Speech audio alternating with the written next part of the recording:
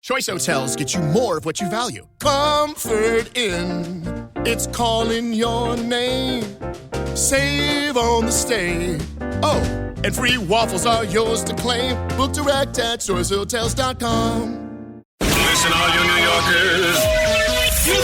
Taxi. Okay, man, we're looking around. This is the 77 WABC minicast. Sunday morning. With us today is Speaker Newt Gingrich, and one good friend, one smart guy. He's done it all. Mr. Speaker, tell us, give us an update of what you think the heck is going on in Iran. It seems like we're going up and down the roller coaster. I think that's, John, I think you're exactly right. I think that depending on which faction it seems stronger that day, there's apparently a group who really want to negotiate. And as you know, my wife Callista is the ambassador to Switzerland. So we've watched the negotiations that are taking place here. And you get this sense that there's one group that are religious fanatics who do not want to negotiate at all.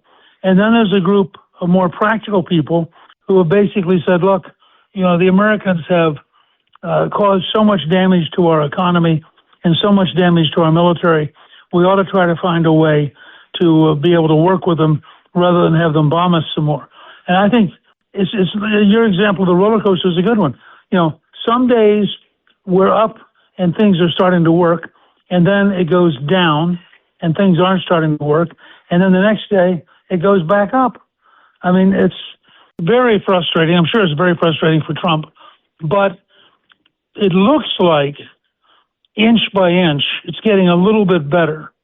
And I think, candidly, the president has pivoted. His number one concern is getting the price of gasoline down because he knows that the election this fall, if gasoline is well below $4, the Republicans probably going to win. If gasoline's above $4, Republicans are going to have a very hard time winning. So he's shifted gears. And if I were the Iranians, I would think to myself, the right time to cut a deal is now. Because if we get through the election and Trump feels liberated, he may become much tougher and much more willing to use force. And I would not presume that he is ever weak. He may be calculating, he may be careful, but I think he is a very tough guy. And I think that he's biding his time right now because if you saw the polls last week, people really liked having an armistice. They liked, they were glad that the killing had stopped.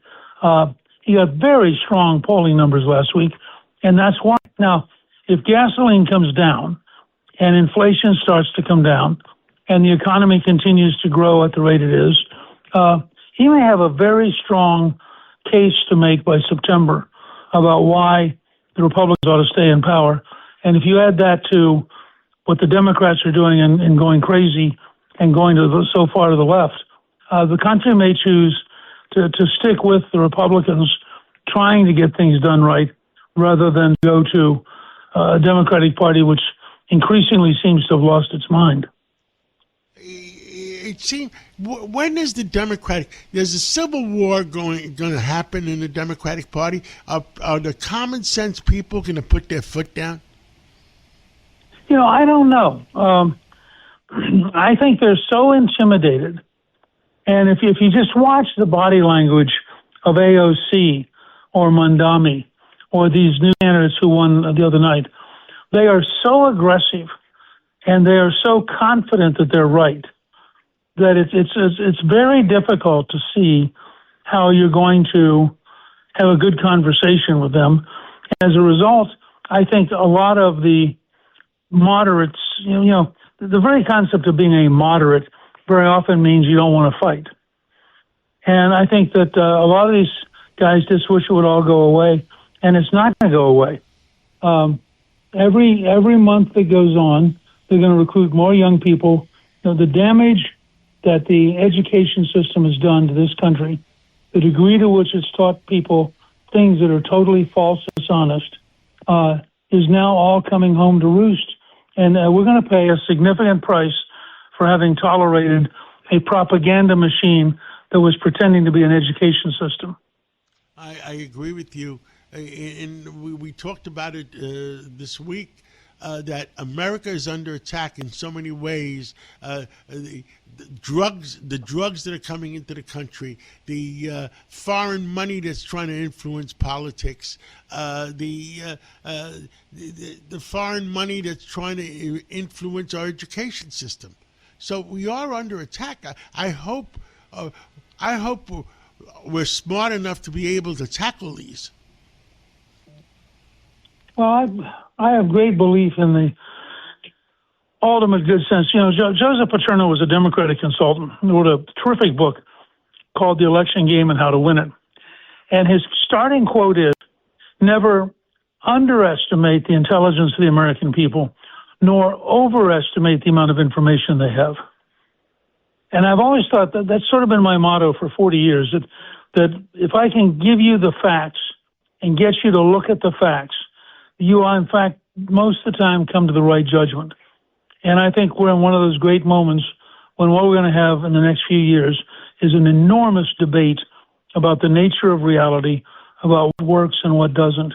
And I think that we should feel confident that in the end, common sense will defeat fantasies and facts will defeat people who are just emotional and have nothing to go for them. So, but it's going to take a fight. It won't happen overnight, and it won't happen if we're passive and intimidated. Newt Gingrich, thank you for your wisdom. Thank you for speaking out and calming down the American people that at the end of the day, we'll fix whatever is broken and our country will live on. And I pray, and we both work very hard. And next week it's the 4th of July weekend. And thank you so much. Take care.